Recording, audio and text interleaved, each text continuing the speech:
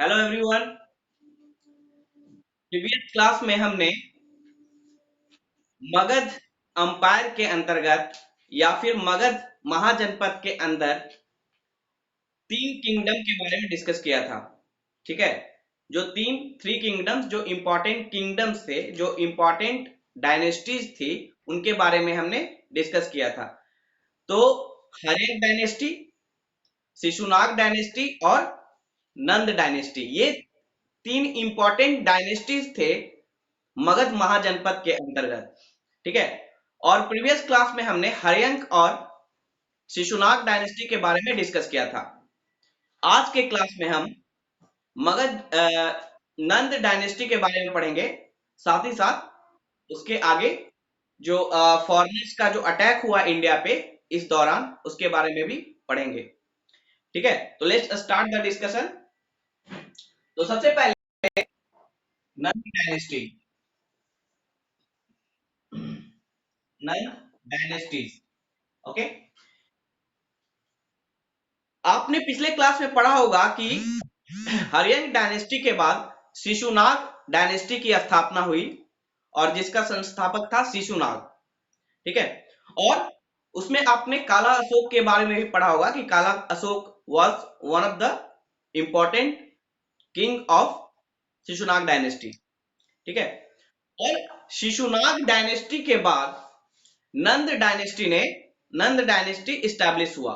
ठीक है, शिशुनाग डायनेस्टी के बाद नंद डायनेस्टी इस्टेब्लिश हुआ और इसकी स्थापना it was establish by Mahapadma Mahapadma Mahapadmananda, Mahapadma Nanda या महापद्मानंद। ठीक है, महापद्मानंद ने नंद डायनेस्टी की स्थापना रखी या नींव डाली और महापद्मानंद ने सारे किंग्स को एक टाइटल दिया, जो टाइटल था नंद। ठीक है, यानी नंद डायनेस्टी में जितने भी किंग हुए उनका टाइटल था नंद। जैसे महापद्मानंद, धनानंद। ठीक है, तो नंद एक टाइटल बन गया। ओके, तो यहां पे कुछ फैक्ट देखेंगे महापद्मानंद के बारे में, क्योंकि महापद्मानंद बहुत ही करेजियस और एक छत्रपति शासक था। यानी इसका शासन काफी भारतवर्ष में काफी दूर तक फैला था। ठीक है, हमने पहले ही देखा कि कैसे शिशुनाग ने अवंती को जीतकर, ठीक है, अवंती और वत्स को जीतकर मगध साम्राज्य में शामिल किया, मगध अंपायर में शामिल किया। ठीक है, तो महापद्मानंद ने उससे एक स्टेप और आगे जाकर मगध मगध अंपायर के टेरिटरी को और भी विस्तार किया। महापद्मानंद ने कलिंग पे अपना आधिपत्य स्थापित किया। कलिंग, यानी महापद्मानंद ने कलिंग को जीतकर मगध साम्राज्य में इसे मिलाया। ठीक है, तो इस तरह से मगध अंपायर का विस्तार काफी दूर तक, काफी भारतवर्ष में काफी दूर के क्षेत्रों तक हुआ। साथ ही साथ शिशुनाग डायनेस्टी के समय जो छोटे छोटे किंगडम थे, जो छोटे छोटे राजा हुआ करते थे, ठीक है, छोटी छोटी जो रियासतें हुआ करती थी, उन पे भी महापद्मानंद ने कंप्लीट कंट्रोल कर लिया और उन्हें मगध अंपायर के अंदर मिला लिया। और इसी कारण से महापद्मानंद को सर्वछत्र अंतक कहा जाता है। सर्व छत्रंक, छत्रंक कहा जाता है। छत्रंक, सर्व छत्रंक, यानी सारे क्षत्रियों का कंट्रोल करना, सारे क्षत्रियों पे कंट्रोल करना, सारे रियासतों पे कंट्रोल करना। ठीक है, सर्व छत्रंक तक, सर्व छत्रंक तक, यानी सारे क्षत्रियों पे कंट्रोल करना, सारे क्षत्रियों को जड़ से उखाड़ कर फेंक देना। ठीक है, अपरूटर ऑफ ऑल क्षत्रियाज, क्षत्रियाज यहाँ पे कहने का मतलब ऑल राजा और किंग, यानी जितने भी छोटे छोटे किंगडम थे, जितने छोटे छोटे किंग थे, क्षत्रिय किंग, उनको क्या किया, उनपे कंट्रोल करके उसे मगध में मिला लिया। ठीक है, इसीलिए सर्व शतरंग तक भी इसे कहा जाता है। ओके, महापद्मानंद को कई और नामों से भी जाना जाता है। महापद्मानंद को कई और नामों से भी जाना जाता है, जैसे कि जैसे कि उग्रसेन, जैसे कि उग्रसेन। ठीक है, उग्रसेन, ये पाली टेक्स्ट में पाली टेक्स्ट में महापद्मानंद को उग्रसेन कहा गया है। उग्रसेन का मतलब होता है owner of huge army. Ugrasena का मतलब होता है ऑनर ऑफ ह्यूज आर्मी, यानी महापद्मानंद के अंदर, महापद्मानंद के पास एक बहुत बड़ी स्टैंडिंग आर्मी थी, और यही एक वजह थी जिसके कारण वो अपने टेरिटरी का विस्तार कर पाता था या दूसरे किंग पे कंट्रोल कर पाता था। ठीक है, इसलिए इसे उग्रसेन भी कहा जाता है।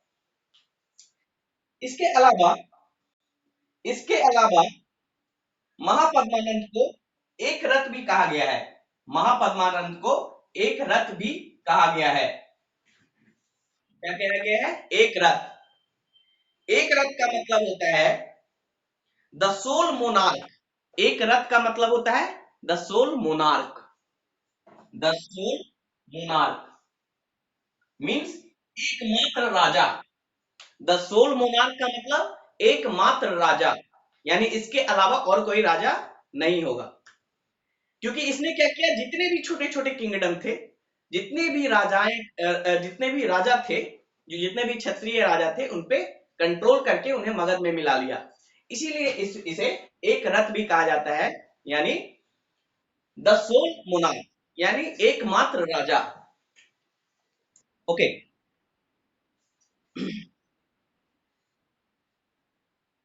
ठीक है। देखिए, इसके बहुत सारे लगभग 8 सन थे। महापद्मानंद के कई सारे सन थे, 8 सन थे। ठीक है, ही ही हैड 8 सन्स, और उनमें से एक था धनानंद। उनमें से एक सन था धनानंद। ठीक है, उनमें से सबसे जो छोटा था उसका नाम था धनानंद, जो कि गद्दी पे बैठा, यानी महापद्मानंद के बाद धनानंद गद्दी पे बैठा। धनानंद, और धनानंद के टाइम में ही अलेक्जेंडर ने इंडिया पे अटैक किया था। अलेक्जेंडर ने धनानंद के टाइम में ही इंडिया पे अटैक किया था। कब किया था? 326 बीसी में। 326 बीसी में अलेक्जेंडर ने, यानी सिकंदर द ग्रेट ने इंडिया पे आक्रमण किया था, इंडिया को जीतने के पर्पज से। और उस समय धनानंद यहाँ का राजा था। ठीक है, भारत का। और उसकी सेना को देख के, उसकी विशाल सेना को देख के सिकंदर की सेना आगे बढ़ने से मना कर दी।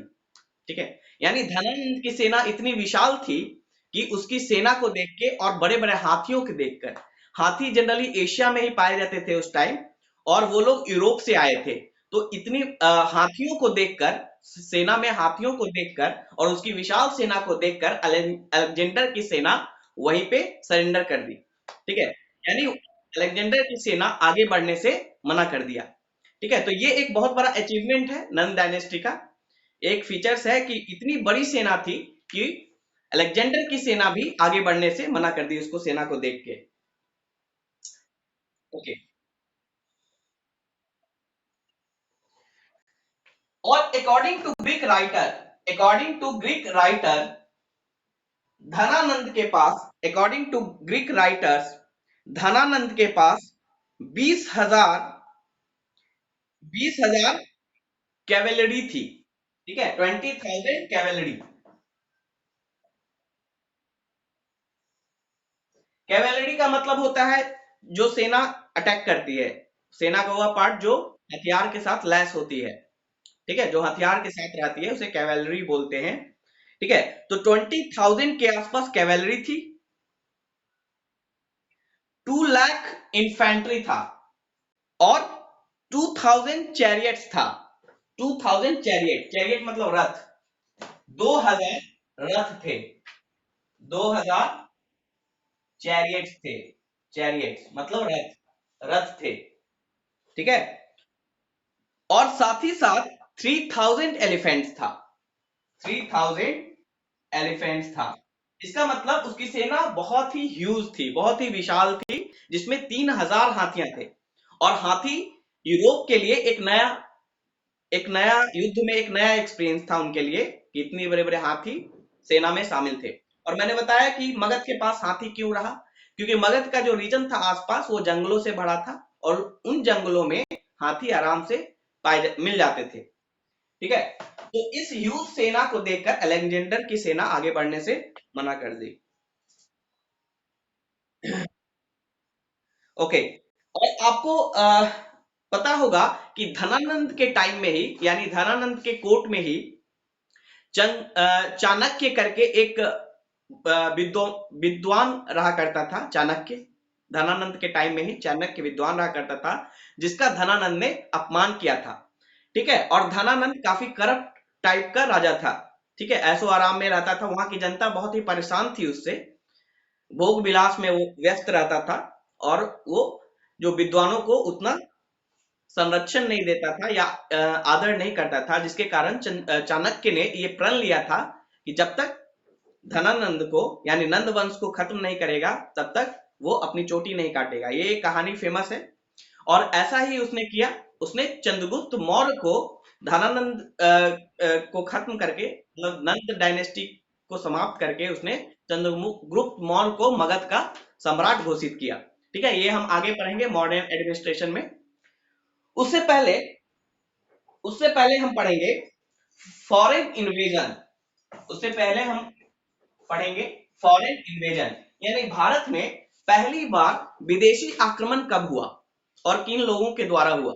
भारत में पहली बार विदेशी आक्रमण क्यों हुआ, कब हुआ और किन लोगों के द्वारा हुआ। तो फॉरेन इन्वेजन, देखिए, नंद नंद वंश में एक जो राजा था महापद्मानंद, उसके बाद जो भी शासक हुए जैसे कि धनानंद, वो काफी कमजोर था, ठीक है। उसने अपने टेरिटरी का विस्तार नहीं किया, ठीक है। और अगर हम इंडिया का रीजन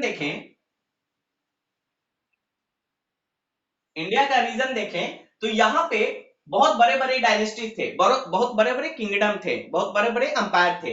यानी नॉर्थ ईस्ट रीजन में, यानी नॉर्थ या ईस्ट रीजन में भारत के बहुत बड़े बड़े किंगडम थे, बहुत बड़े बड़े एम्पायर थे, जैसे मगध अंपायर, कौशल अंपायर, ठीक है, अवंती, वज्जी, ये सारे, ठीक है। जो जिसमें सबसे बड़ा था मगध, जिसका लगभग सारे नॉर्थ ईस्ट रीजन पे कब्जा था।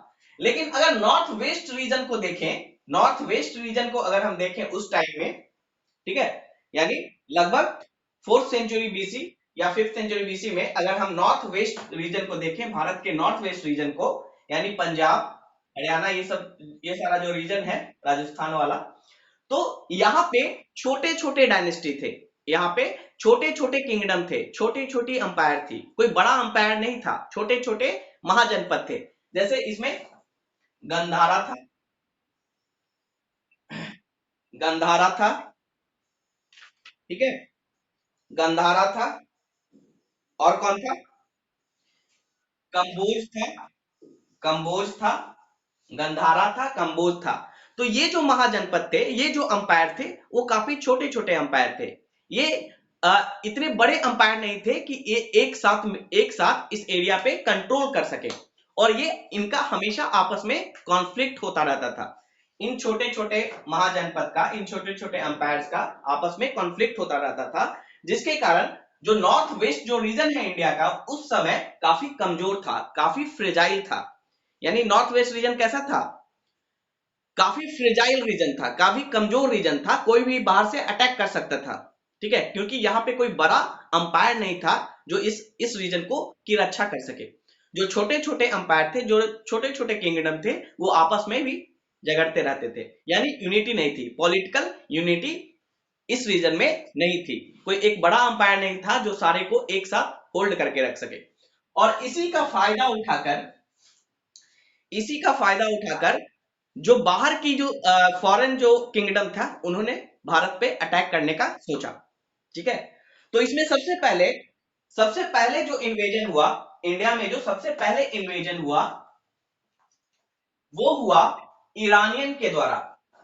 ईरानियन के द्वारा, या फिर यूं बोले पर्शियन के द्वारा।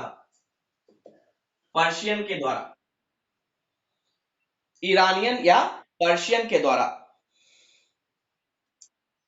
ठीक है। देखिए, यहां पे आर्केमेनियन अंपायर था ईरान में उस टाइम, मतलब मगध अंपायर का जब उत्कर्ष हो रहा था, जब उदय हो रहा था, उसी समय ईरान में आर्केमेनियन अंपायर का उदय हो रहा था।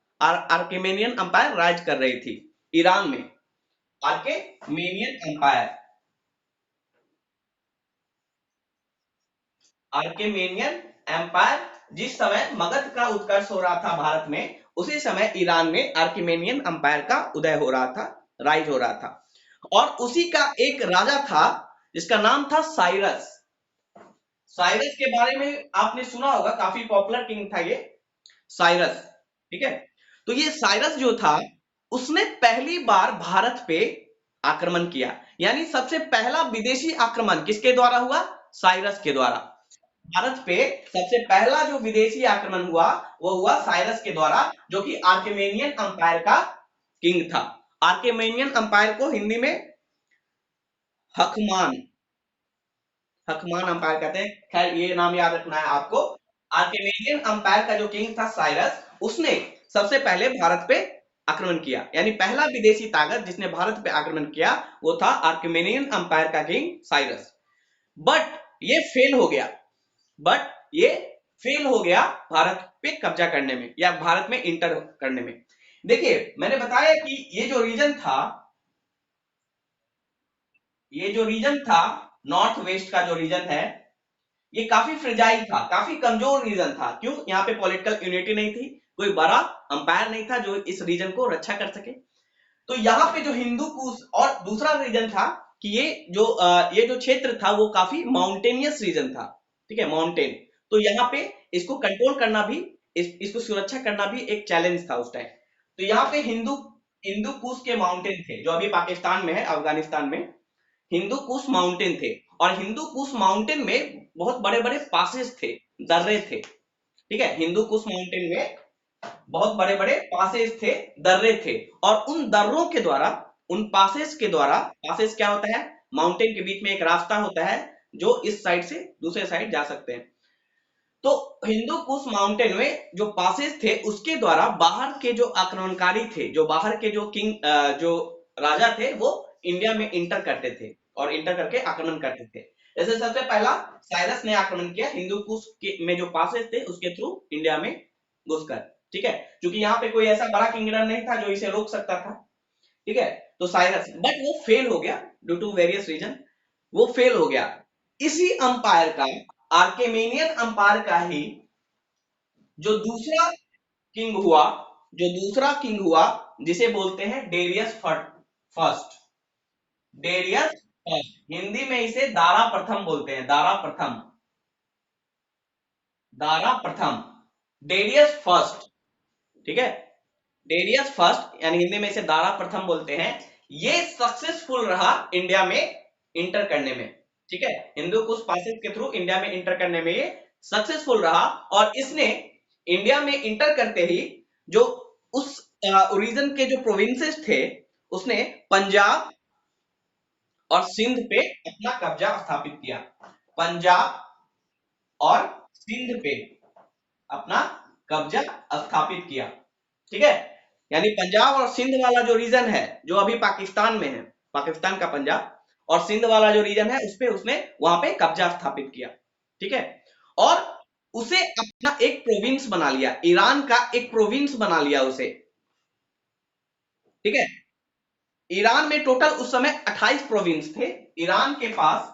ईरान में उस समय 20 28 प्रोविंस थे और उनमें से 20वां प्रोविंस बनाया ये पंजाब और सिंध वाले रीजन को, यानी इन पे कब्जा करके उसने ईरान ने अपने टेरिटरी में उसे मिला लिया और पंजाब और सिंध वाले रीजन को अपना प्रोविंस बना लिया, अपना प्रांत बना लिया। और ये प्रांत काफी वेल्दी प्रांत था, काफी यहाँ पे वेल्थ थे, काफी वेल्दी प्रांत था। ठीक है, ये हमें इस फैक्ट से पता चलता है कि from this province the empire received 360 talent gold as revenue, यानी इस प्रोविंस से इस प्रोविंस से ईरान कितना वेल्थ जनरेट करता था? 360 टैलेंट गोल्ड, टैलेंट कोई यूनिट होगा गोल्ड का, 360 टैलेंट गोल्ड रेवेन्यू के रूप में, कर के रूप में ईरान इस रीजन से प्राप्त करता था। यानी ये रीजन कैसा था? बहुत ही फर्टाइल रीजन था। क्यों फर्टाइल था? क्योंकि ये इंडस वैली रीजन था, इंडस नदी का जो वैली है उसमें ये बसा था पंजाब और सिंध। पंजाब और सिंध अभी भी बहुत फर्टाइल रीजन माना जाता है और जिसके कारण ये काफी प्रॉस्पेरस रीजन था और यहां से ईरान, इस प्रोविंस से ईरान 360 टैलेंट गोल्ड रेवेन्यू के रूप में प्राप्त करता था। ठीक है, और इनका वर्चस्व लगभग 2 सालों तक रहा इस रीजन में, यानी नॉर्थ वेस्ट जो रीजन था भारत का, उस समय भारत जो सब कॉन्टिनेंट, इंडियन सब कॉन्टिनेंट था, उस पे लगभग 2 सालों तक ईरानियों का कब्जा रहा। और ये कब खत्म हुआ? ये कब खत्म हुआ? ये खत्म हुआ जब जब अलेक्जेंडर ने डेरियस थर्ड को हराया। डेरियस थर्ड को, यानी डेरियस प्रथम, यानी दारा प्रथम के बाद दारा द्वितीय, डेरियस सेकंड, उसके बाद डेरियस थर्ड यानी दारा तृतीय। तो दारा तृतीय यानी डेरियस थर्ड को जब अलेक्जेंडर ने हराया, उसके बाद ईरानियों का भारत से कंट्रोल खत्म हो गया। ठीक है, यानी अलेक्जेंडर अगर नहीं हराता ईरानियों को, ठीक है, डेरियस थर्ड को, तो तब तक वो भारत पे, अभी तक भारत पे उनका कब्जा रहता। ओके, तो this is about the Iranian invasion. अब देखिए, इस इरानियन इन्वेजन के कारण, यानी ईरान के आक्रमण के कारण क्या प्रभाव पड़ा? क्या प्रभाव पड़ा?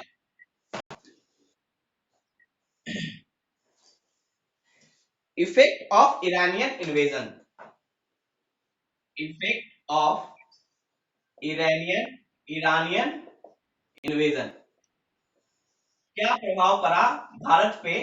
ईरान के इन्वेजन का क्या प्रभाव पड़ा? तो सबसे पहला, जो इंडो ईरानियन ट्रेड क्या हुआ, इससे डेवलप हुआ, यानी इंडो ईरानियन ट्रेड में वृद्धि हुई। पहले ईरान के साथ उतना ट्रेड नहीं था, लेकिन जब ईरान ने इन्वेजन किया और नॉर्थ वेस्ट पार्ट को, इंडियन सबकॉन्टिनेंट के नॉर्थ वेस्ट पार्ट पे जब कब्जा किया, उसके कारण इंडिया और ईरान के ट्रेड में बढ़ोतरी हुई। ठीक है, ठीक है, तो क्या लिखेंगे? It gaves impetus to the Indo Iranian trade, यानी इसने इंडो ईरानियन ट्रेड को बढ़ाया। ठीक है, इनहैंस इंडो ईरानियन ट्रेड।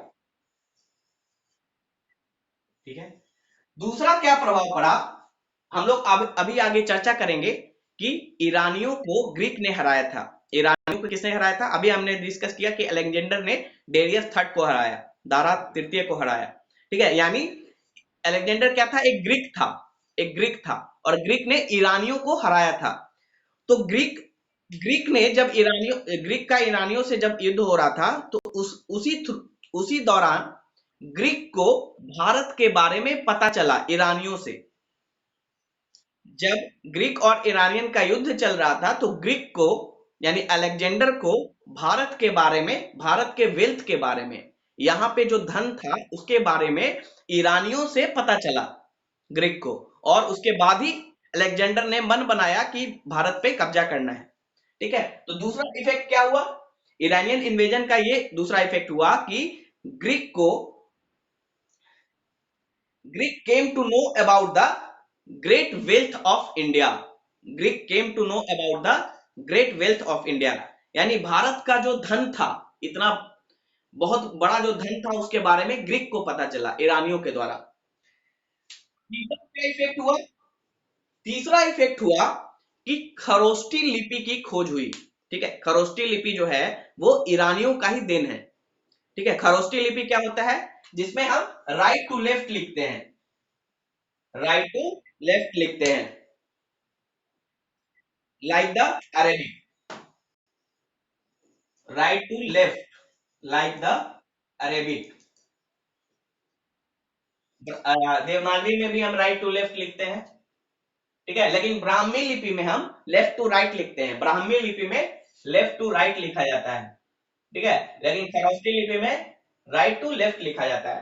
तो खरोष्टी लिपि जो इंडिया में आया वो किसकी देन है, ईरानियों की देन है।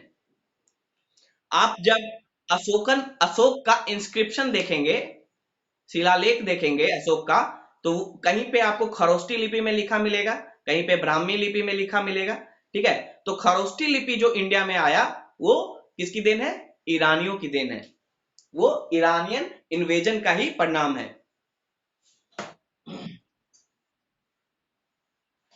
और क्या प्रभाव पड़ा, आपने अशोक के स्तंभ में बेल शेप कैपिटल देखा होगा, बेल शेप कैपिटल, ठीक है, जो बेल शेप कैपिटल, ठीक है, जो नीचे की तरफ घंटे के आकार का होता है, बेल शेप कैपिटल बोलते हैं उसको, जिसके ऊपर ये बना हुआ है, एबेकस है, और अबेकस के ऊपर वो लायन शेप वो हेड है तीन तरफ से, है ना। तो ये जो नीचे वाला जो रहता है लोटस के शेप का, उसी को बेल शेप्ड कैपिटल बोलते हैं।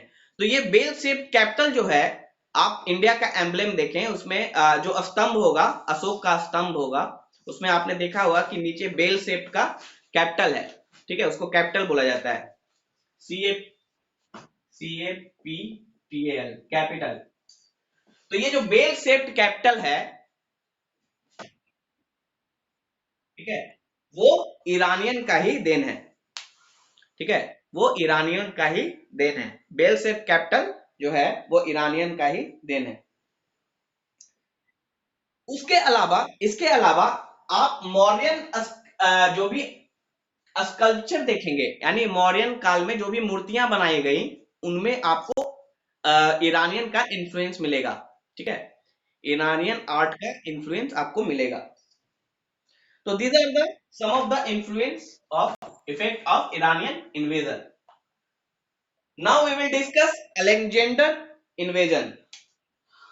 Alexander invasion, ठीक है, Alexander invasion 326 BC।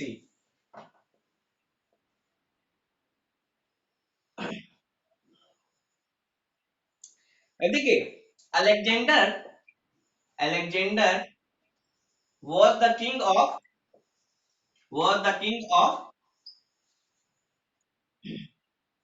Macedonia, Macedonia।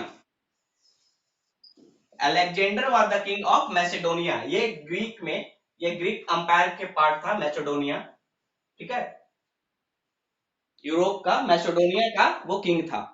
और इन्होंने इन्होंने ईरानियन अंपायर को हराया था, इन्होंने ईरानियन एम्पायर को कंकर किया था, मतलब हराया था, ईरानियन अंपायर को कंकर किया था, जब ये सिर्फ 20 साल का था। अलेक्जेंडर जब सिर्फ 20 साल का था, तो वो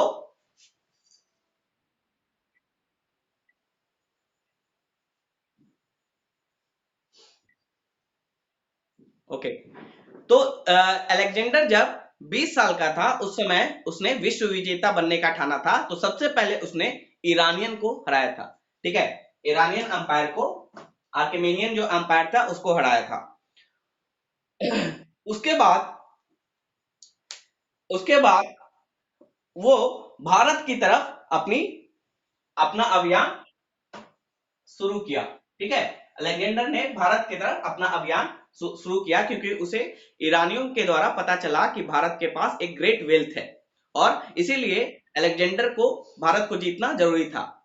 तो भारत की तरफ जब अलेक्जेंडर बढ़ रहा था, तो सबसे पहले उसका सामना पोरस के किंग के साथ हुआ, ठीक है, Alexander first encountered encountered with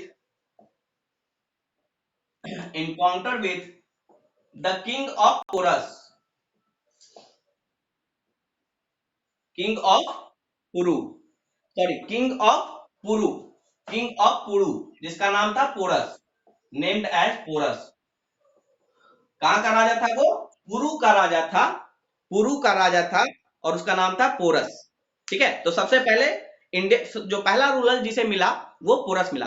देखिए इसके पहले जो नॉर्थ वेस्ट वाला जो रीजन था, जैसे तक्षशिला, ठीक है, ये जो रीजन था वो सरेंडर कर दिया था अलेक्जेंडर के सामने बिना लड़ाई लड़े हुए। ठीक है, जैसे ही अलेक्जेंडर हिंदू कुश माउंटेन के थ्रू इंडिया में इंटर किया तो सबसे पहले उसे कौन सा रीजन मिला? नॉर्थ वेस्ट रीजन, इंडिया का नॉर्थ वेस्ट रीजन। और वहां पे बहुत सारे प्रोविंस थे, बहुत सारे किंगडम थे, जैसे तक्षशिला। तो जो तक्षशिला का राजा था उसने बिना लड़े ही अलेक्जेंडर के सामने सरेंडर कर दिया, बिना लड़ाई लड़े ही अलेक्जेंडर के सामने सरेंडर कर दिया और उसका स्वागत भी किया। तो वहां से जीतने के बाद अलेक्जेंडर जब आगे बढ़ा तो ब्यास रिवर के तट पे ब्यास रिवर के तट पे ब्यास रिवर के तट पे उसे पोरस का सामना हुआ, जो कि पुरु किंगडम का राजा था। ब्यास नदी के तट पे उसे पोरस का सामना हुआ, जो कि पुरु का राजा था। और इस लड़ाई में पोरस की हार हुई। ठीक है, इस लड़ाई में पोरस की हार हुई। ठीक है, और हारने के बावजूद, मतलब अलेक्जेंडर जीतने के बावजूद पोरस के साथ अच्छा व्यवहार किया। ठीक है, अलेक्जेंडर ने क्या किया? जीतने के बावजूद उसके साथ अच्छा व्यवहार किया, इसलिए क्योंकि वो उसके ब्रेवरी से बहुत ही प्रभावित हुआ था। पोरस की ब्रेवरी से वो काफी प्रभावित था। ठीक है, और ये सारे प्रोविंसेस को जीतने के बाद अपने जनरल्स को उसने सौंपते हुए वो आगे बढ़ा। और जब वो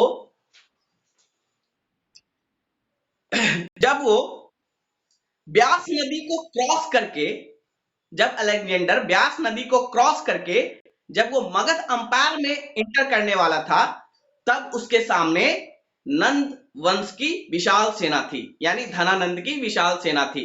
और उस सेना को देखकर उसके सैनिक नदी को पार करने से मना कर दिए। ठीक है, उस विशाल सेना को देख, नदी के उस पार क्या था? विशाल सेना थी, किसकी? नंद की, धनानंद की। और उस सेना को देखकर उसके सैनिक सरेंडर कर दिए, नदी को पार करने से मना कर दिए। और इसके कारण अलेक्जेंडर को वापस लौटना पड़ा, इसके कारण अलेक्जेंडर को वापस लौटना पड़ा। और वहां से कहा गया? वो बेबीलोन। अलेक्जेंडर वहां से वापस लौटकर जो भी टेरिटरी उसने जीता था, जो भी टेरिटरी उसने जीता था, जैसे तक्षशिला हुआ या फिर पोरस वाला जो पुरु वाला जो रीजन था, जो भी टेरिटरी उसने जीता था वो अपने जनरल को सौंप कर, वो उसका जनरल अपॉइंट किया वहां पे देख रेख के लिए, और उसको सौंप कर वो वापस लौट गया। और वो वापस कहा गया? वापस गया बेबीलोन। ठीक है, ही रिच्ड बेबीलोन, रिच्ड बेबीलोन, ये भी यूरोप में ही है बेबीलोन। और यहीं पे बेबीलोन में उसकी मृत्यु हो गई। Where he died at the age of 33, where he died at the age of 33। यानी धनानंद की सेना के कारण अलेक्जेंडर इंडिया में फर्दर आगे नहीं बढ़ पाया और वहां से उसे वापस लौटना पड़ा, क्योंकि उसके सैनिक बहुत ही थक चुके थे। उसके ऐसे बोला जाता है हिस्ट्री में कि बहुत सारे रीजन है।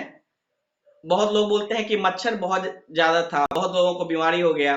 ठीक है, बहुत लोगों को सांप ने काट लिया, क्योंकि एशिया का जो जंगल था उस समय काफी घना था और एशिया का उन्हें ज्यादा आइडिया नहीं था, बड़े बड़े जानवर थे, जंगल था। ठीक है, और दूसरा बताया जाता है कि धनानंद की सेना इतनी बड़ी थी, विशाल सेना थी, हाथी वाथी को देख के उसके सैनिक काफी डर गए और आगे बढ़ने से मना कर दिए, मतलब अलेक्जेंडर को ही मना कर दिए। और इसके कारण अलेक्जेंडर को वापस लौटना पड़ा और विश्व विजेता का जो उसका अभियान था वो वहीं पे रुक गया। और वो वापस लौट के फिर जो उसने टेरिटरी ऑलरेडी जीत चुका था, वो उस टेरिटरी को उसने अपने जनरल्स को सौंप कर वो वापस लौट गया बेबीलोन। और बेबीलोन में उसकी मृत्यु हो गई 33 साल की उम्र में।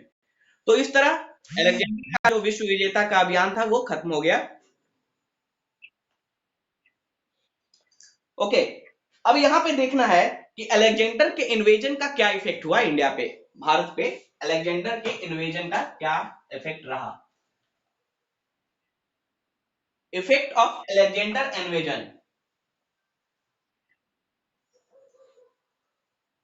5 minutes more. Effect of Alexander invasion.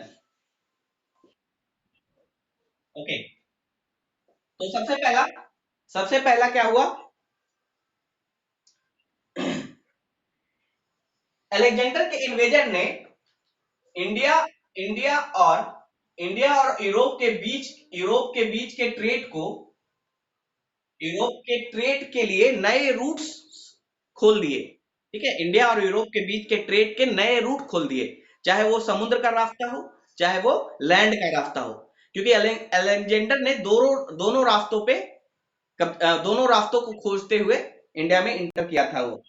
ठीक है, तो इस तरह opening of both the land and sea routes between India and Europe, it brought both of them closer to each other.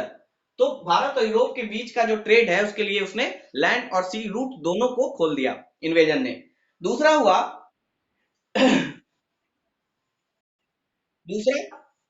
दूसरा हुआ कि जो इंडो और ग्रीक के बीच में जो रिलेशन था वो काफी क्लोज हुआ, और इसके कारण आप इसके बहुत सारी चीजों पे इसका इफेक्ट देखेंगे, जैसे कि मूर्ति कला पे। आप गंधारा आर्ट पे देखेंगे, जब गंधारा आर्ट में आप देखेंगे जिसमें स्कल्पचर बनाया गया था, मूर्ति बनाया गया था बुद्ध का, गंधारा आर्ट के थ्रू बुद्ध का मूर्ति बनाया गया था, उसमें आप देखेंगे बुद्ध का जो बाल है उसको कर्ली रखा गया, बुद्ध के बाल को कर्ली बनाया गया और बॉडी को पूरा मस्कुलर बनाया गया, जैसे कि ग्रीक में उस समय लोग हुआ करते थे। ग्रीक के लोग उस समय मस्कुलर होते थे, उनका बाल कर्ली होता था। तो जब आप गंधारा आर्ट के द्वारा बुद्ध की मूर्ति जब बनी हुई देखेंगे तो उसका जो बाल था, हेयर था, वो कर्ली था और बॉडी कैसा था, मस्कुलर था। तो गंधारा आर्ट पे ग्रीक आर्ट का इन्फ्लुएंस आप इजिली देख पाएंगे, और ये क्यों हुआ था? Due to the invasion of Alexander. Alexander के जाने के बाद भी बहुत सारे जो उसके जनरल थे वो इंडिया में ही रुके, जो उसकी टेरिटरी, जीती हुई टेरिटरी थी, उसको रक्षा कर रहे थे वो लोग, और उसके कारण जो ग्रीक का आर्ट है, ठीक है, वो इंडिया तक फैला, इंडिया तक पहुंचा। ये दूसरा था। तीसरा क्या था? तीसरा था कि ये जो इन्वेजन हुआ, ग्रीक का जो इन्वेजन हुआ, अलेक्जेंडर का जो इन्वेजन हुआ, वो यहाँ के राजाओं का आंख खोल दिया। ठीक है, open the eyes of the ruler, कि ये जो एरिया है वो काफी कमजोर है। ठीक है, ये जो नॉर्थ वेस्ट वाला एरिया है, नॉर्थ वेस्ट का जो एरिया है वो काफी कमजोर है। उन्हें अब समझ में आ गया कि ये एरिया काफी फ्रेजाइल है और इसके थ्रू कोई भी इन्वेजन हो सकता है। तो it cause the opening of eyes of the king, और उन्हें ये आवश्यकता महसूस हुई कि इस एरिया को प्रोटेक्ट किया जाए। ठीक है, ओके, तो these are the some of the effects of